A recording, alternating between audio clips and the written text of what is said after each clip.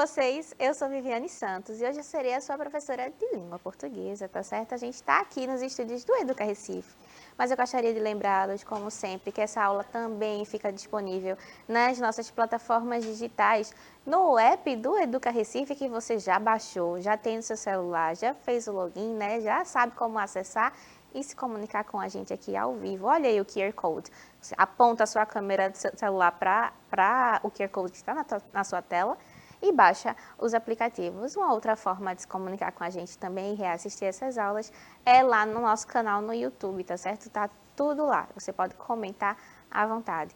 Quem faz hoje a comunicação entre o chat e a nossa aula ao vivo é a professora Camille Borba, também de língua portuguesa. Vamos dar um oi para ela? Olá, meninas e meninos, tudo bem? É um prazer estar aqui hoje fazendo este chat, que eu espero que seja animadíssimo, porque a aula de hoje, eu vou dar esse spoiler, viu? Olha, a aula de hoje está um espetáculo, eu tenho certeza que vocês vão se divertir muito.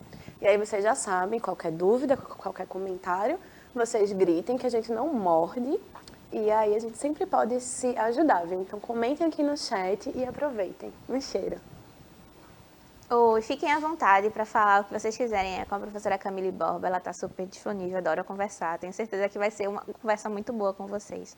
Olha, quem faz hoje a tradução para Libras é a nossa querida intérprete Elaine, seja muito bem-vinda, Elaine. Então vamos lá, vamos começar a aula de hoje, que na verdade é uma rememoração, ou seja, a gente já viu esse conteúdo e a gente vai rememorar, tá certo? Ó, você sabe me dizer aí de casa o que é uma fábula? A fábula é um tipo de texto narrativo, né? A gente vem conversando sobre os gêneros narrativos ao longo dessas semanas, a gente já viu de tudo um pouco, romance, conto, até mesmo a fábula, a gente já deu uma olhadinha. A gente já viu como a narrativa pode ser ressignificada para o cinema, para o teatro. Então, hoje a gente vai rememorar como é que a gente reconhece as características da fábula e como a gente reconhece a fábula em si. Ó, fábulas são narrativas ficcionais curtas que carregam grandes lições, muitas vezes protagonizadas por animais que assumem comportamentos semelhantes aos humanos. Elas têm o objetivo de educar os ouvintes acerca de diversos temas.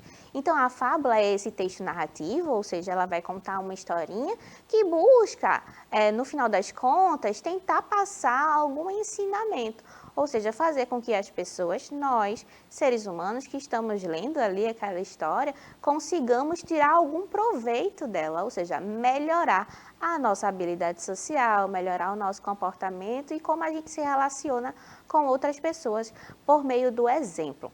Quando eu vejo alguém fazendo alguma coisa errada, eu consigo aprender com a consequência daquele erro de outra pessoa. E aí eu não preciso reproduzir esse mesmo erro, né? Então a fábula ela tem muito essa função moralizadora, ou seja, interferir na moral de cada indivíduo para torná-los pessoas melhores, tá certo? Ó, a fábula surgiu faz um tempinho, ó, e o primeiro carinha que escreveu e que criou aí o gênero foi o Esopo, lá em 620 a.C., faz um bom tempo. Ó. Ele foi um escritor na Grécia Antiga, foi o responsável pela criação e divulgação do gênero literário. Ele viajou pelo mundo todo, ó, tendo passado pelo Oriente Médio, pelo Egito, pela Babilônia, o que teria enriquecido o gênero que inventou. Esopo tornou-se célebre por suas mais de 40 fábulas que chegaram até nós e são conhecidas hoje em todas as literaturas. Então, Esopo foi um dos principais responsáveis pela criação e disseminação. Depois, o La Fontaine veio na França, depois fazendo várias adaptações, até que se criou e que se chegou até a gente as fábulas como a gente conhece até hoje, né? Esse tipo de texto geralmente apresenta uma narrativa curta e é escrita em prosa ou em poema épico. Ela faz parte do gênero textual que se encaixa nos tipos de textos narrativos, apresentando os elementos estruturais da narração, como a gente já viu várias vezes aqui, como personagens, narrador, tempo, espaço e também enredo. Então, a fábula ela vai se organizar em prosa, que é aquele tipo de linguagem que se assemelha muito à linguagem que a gente usa no nosso cotidiano, né? As conversas que a gente tem com os nossos amigos, com os nossos familiares. Então, a prosa é uma tentativa de reproduzir esse contato fiel que acontece no nosso dia a dia, tá certo? A fábula, ela vai interagir com esse tipo de construção narrativa também. Então, ela vai ter ali animais que conversam entre si, além das ações, né, do enredo, tudo que uma narrativa precisa ter, personagens, tempo, espaço, tudo isso está contido lá na fábula também. Em uma fábula, os personagens são chamados de personagens tipo. Isso ocorre porque eles representam um modo de ser de um conjunto de pessoas e não a cada um individualmente, né? É muito comum nos romances a gente olhar casos específicos, né? O indivíduo. No romantismo a gente tinha muito isso, o eu, o subjetivo. Nas fábulas o que acontece é que uma personagem, normalmente animalesca, né? Mais personificada, ou seja, um animal com características humanas, ele vai representar um tipo social. Ou seja, o malandro, o egoísta, o traidor, o ingênuo.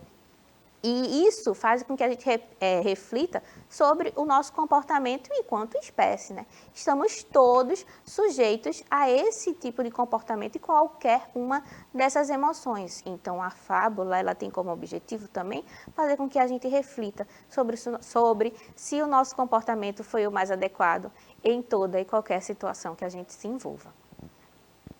Assim, os animais simbolizam aspectos dos seres humanos, como, por exemplo, a raposa, que representa a astúcia, e o leão, que representa a força, né? Então, toda vez que a gente olhar para um leão, a gente logo pensa, né, que é um animal potente, que é um animal feroz, às vezes, né, com muita força física. Então, esses atributos estão inegavelmente atribuídos ao animal leão.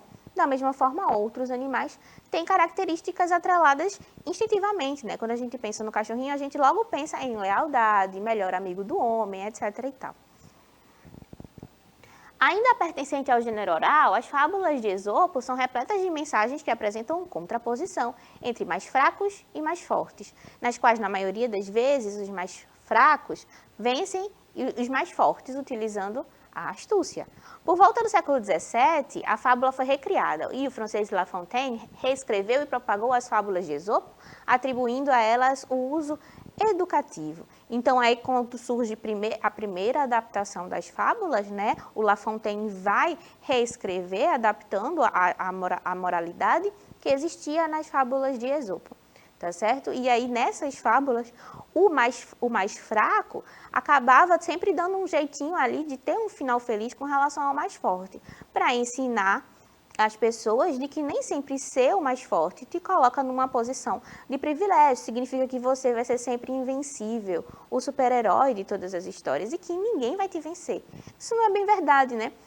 Às vezes, força física não é a principal ferramenta para uma vida feliz. Existem muitos outros aspectos, você pode ser inteligente, você pode ser educado, você pode ser dedicado, e essas coisas, essas características também são levadas em conta para que a sua vida seja próspera, agradável, repleta de amigos também.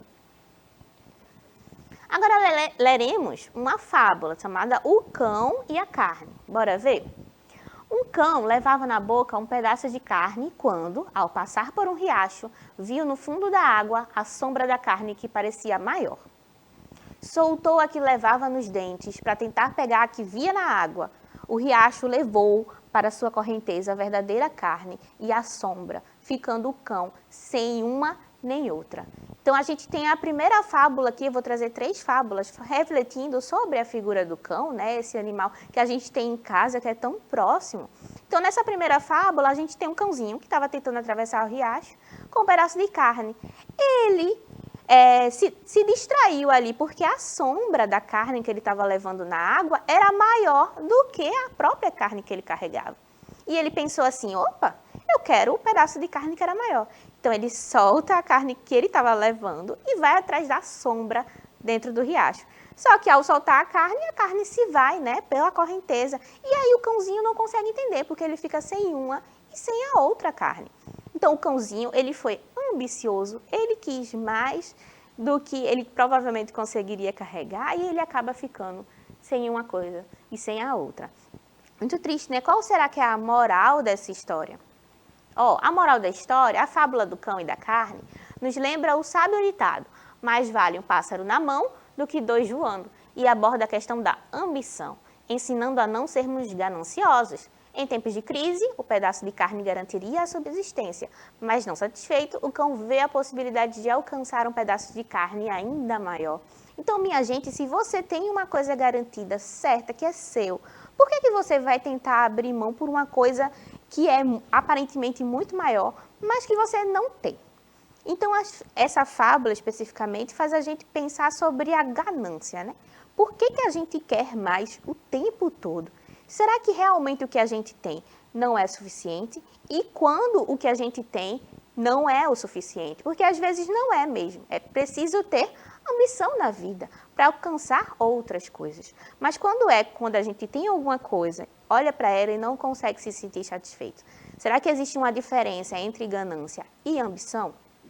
Reflitam aí sobre a fábulazinha do cão. Espero que vocês tenham gostado também. A gente vai ver outras fábulas para comparar esse tipo, né? Esse animal, como é que ele se comporta dentro das fábulas.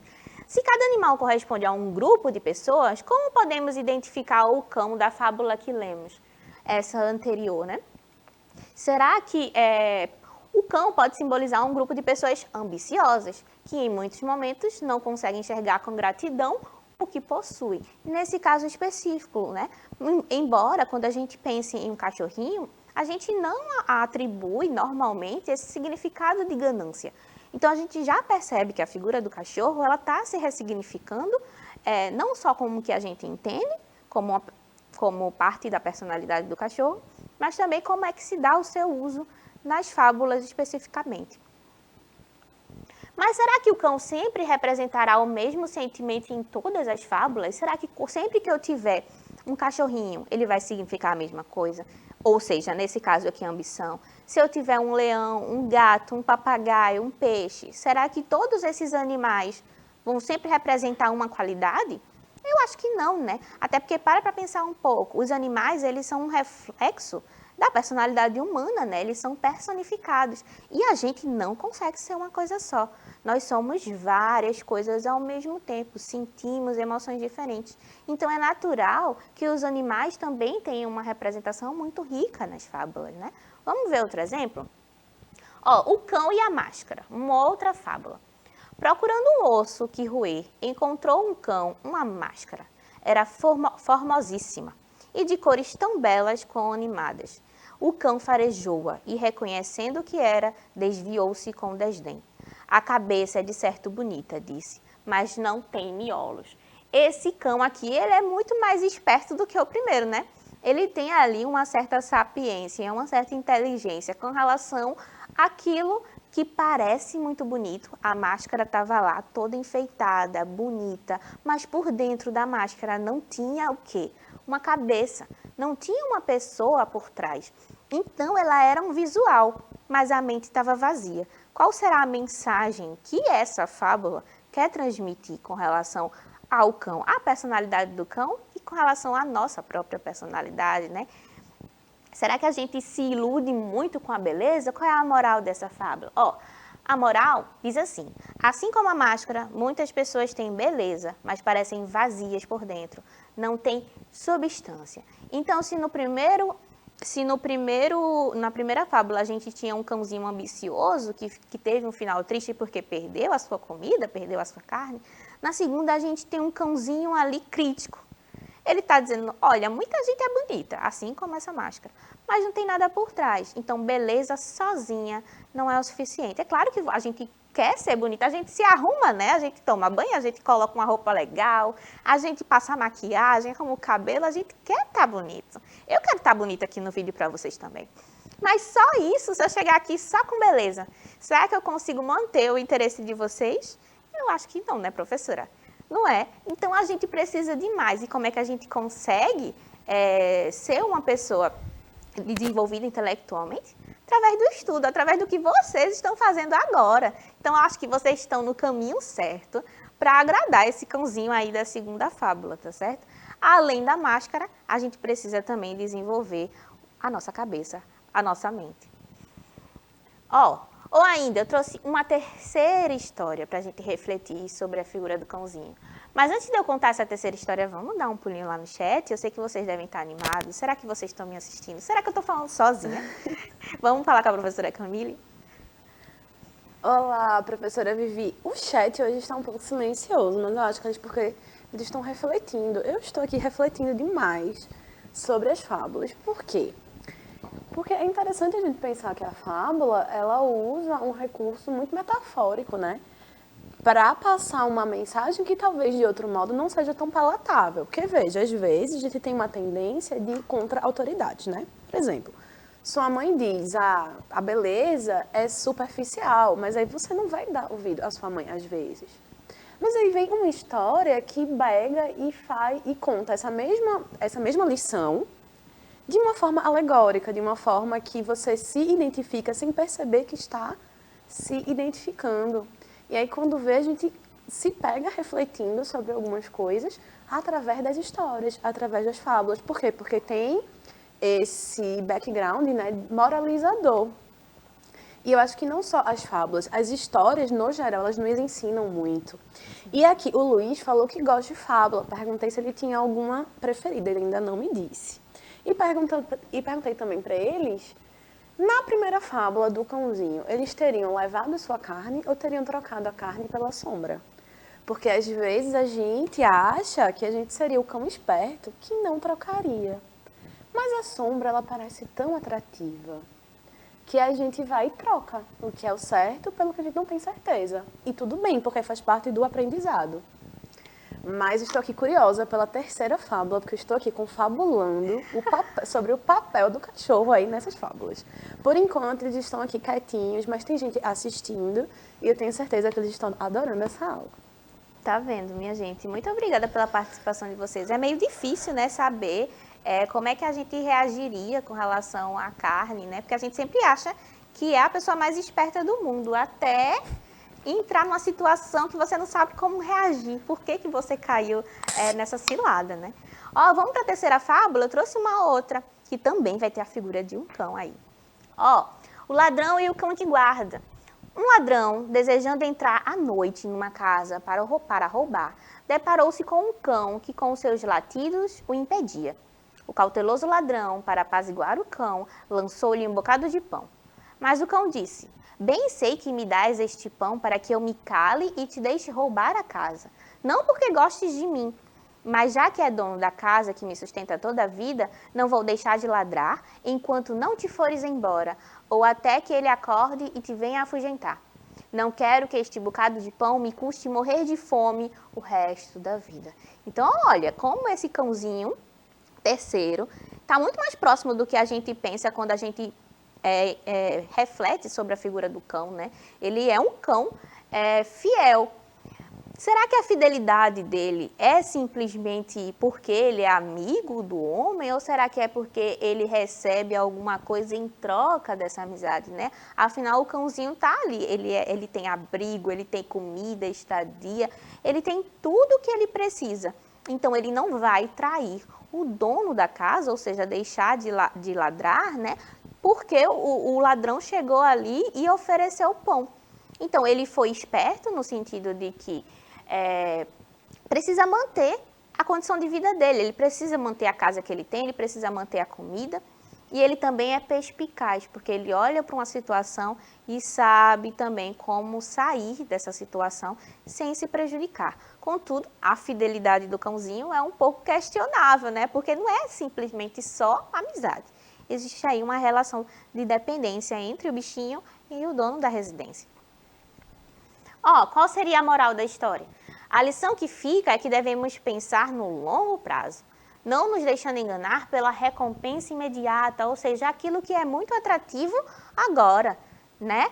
Mas que no futuro pode não ser tão atrativo. Então, não deixe para estudar o que você tem que estudar depois que a prova passou, porque provavelmente isso já não vai ser mais interessante. Então, cultive o que é certo hoje. Não troque o que você tem por aquilo que é incerto ou momentâneo ou que vai efêmero, que vai se esvaziar em pouco tempo, né? O pãozinho que estava sendo dado pelo ladrão era uma coisa muito momentânea, enquanto a alimentação diária que o cãozinho recebia do dono da residência era uma coisa perene, uma coisa segura, baseada num laço aí afetivo entre ele e o dono.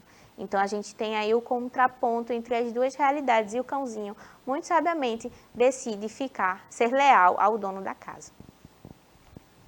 Como a gente pode perceber, um mesmo animal pode aparecer em diferentes fábulas, criando novas ideias de moralidade.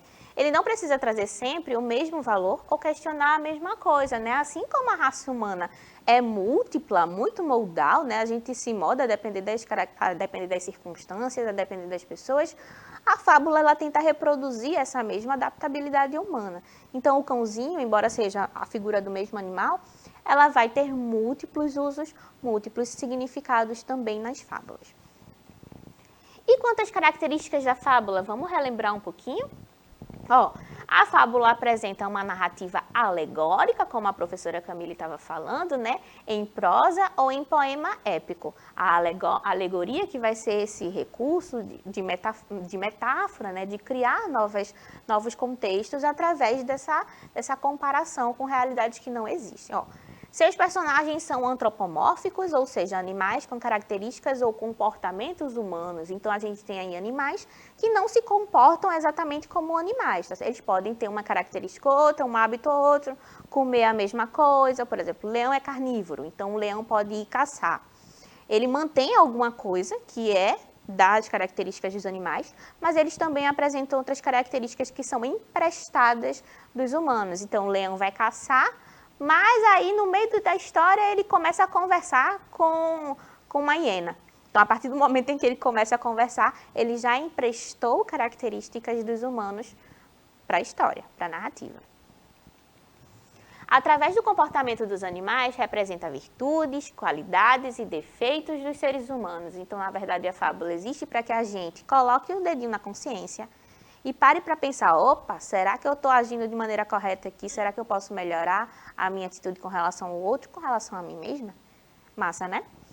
Por se tratar de um gênero transmitido oralmente, as fábulas costumam ter muitas versões, minha gente. Então, não dá para você escutar uma fábula e achar que ela é assim, de um único jeito, em todos os contextos, em todas as culturas, porque elas se adaptam ao que é necessário naquela cultura. Então, uma fábula só pode ter várias formas diferentes de se expressar, várias versões. Presença de personagens tipo, né, que a gente já viu, ou seja, personagens que representam o comportamento humano de forma coletiva e não de maneira individual. Então, quando o cãozinho ali, ele personifica essa ambição humana, ele tá falando de uma ambição generalizada, não uma ambição de um indivíduo apenas, né? Da mesma forma que a lealdade, quando o cãozinho que recusa o pão do ladrão tem com relação ao dono da casa, é a lealdade de todo mundo. A gente como espécie, como é que a gente pratica essa lealdade ao dia a dia? Será que a gente troca situações perenes, ou seja, que duram, por situações efêmeras, por presentes efêmeros, por relações efêmeras, que se dissolvem, se diluem com muito mais facilidade e rapidez? Será que a gente faz isso quanto espécie? Acho que sim, né, professora? Todo mundo já errou aqui, então é tocar o baile e tentar acertar da próxima vez. E traz uma lição moral no final da história, né? Como a gente vem falando desde o começo, a fábula ela tem essa intenção de educar através do exemplo. Então, faz aí você refletir sobre o seu próprio comportamento. Uma coisa que pode ajudar também é a análise morfológica, né? Lembra das classes de gramaticais de palavras, substantivo, verbo, adjetivo? Vamos tentar fazer um exercício de reconhecimento das classes gramaticais. Vamos lá, a gente tem uma frase aqui, que foi de uma das fábulas. Um ladrão, desejando entrar à noite numa casa para roubar, continua. Vamos fazer a análise morfológica desse trecho? Reconhecimento das classes gramaticais. Primeiro eu tenho um. O é o quê? Um numeral, né? Ele indica a quantidade. Então, a minha análise morfológica vai fazer justamente isso, esse reconhecimento das classes de palavras. O é um numeral, ele dá a quantidade. Ladrão e casa são os dois substantivos. Eles nomeiam, dão nome à coisa e à pessoa, tá certo? Por último, a gente tem desejando entrar e roubar. Que palavras são essas? Essas palavras são verbos. Por que elas são verbos, Vivi? Porque elas indicam a ação. O que foi que o meu sujeito fez? Então, tá aí um exemplozinho bem pequeno de como é que a gente faz uma análise morfológica, que tem a ver com o reconhecimento da classe de palavras dentro do texto, tá certo? Misturando um pouquinho de literatura e misturando um pouquinho de gramática, a gente consegue fazer as analogias necessárias e o reconhecimento de ambas as coisas no texto, tá certo?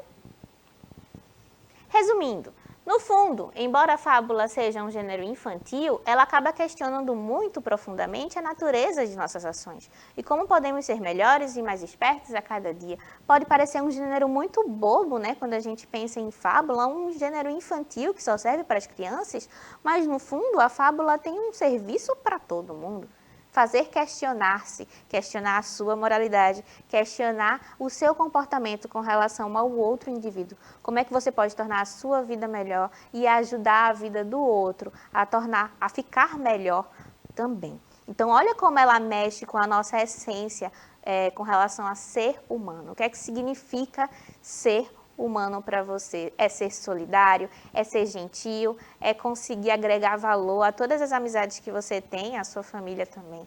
Então faz com que a gente se coloque nesse lugar de muita empatia. E para terminar a aula de hoje, agora é a vez de vocês, ó, eu quero que vocês tentem criar a sua própria história com animais que possuem características humanas. Peguem aí o seu animal favorito, pode ser um coelho, um cachorro, um gato, o que for. O seu pardalzinho, pode ser o seu peixinho. Tente dar características humanas a ele. Ele fala, ele canta, ele dança. O que é que esse bichinho faz que se assemelha à espécie humana? Tá certo? Vamos passar para a professora Camille para que ela se despeça da aula de hoje? Ai, gente, eu espero que vocês tenham amado essa aula o tanto que eu amei, porque eu ainda estou aqui pensando nos papéis dos cãezinhos e como essas histórias realmente elas nos ajudam a construir nosso ser, né? A pensar nas possibilidades, né? No que a gente pode viver e nas lições que a gente pode aprender com isso. Então, como sempre, foi um prazer estar aqui com vocês e até a próxima aula. Um beijo enorme. Vou-me embora, sétimo ano. Espero que vocês tenham se divertido, tá certo? Um cheiro para todo mundo e até a próxima aula.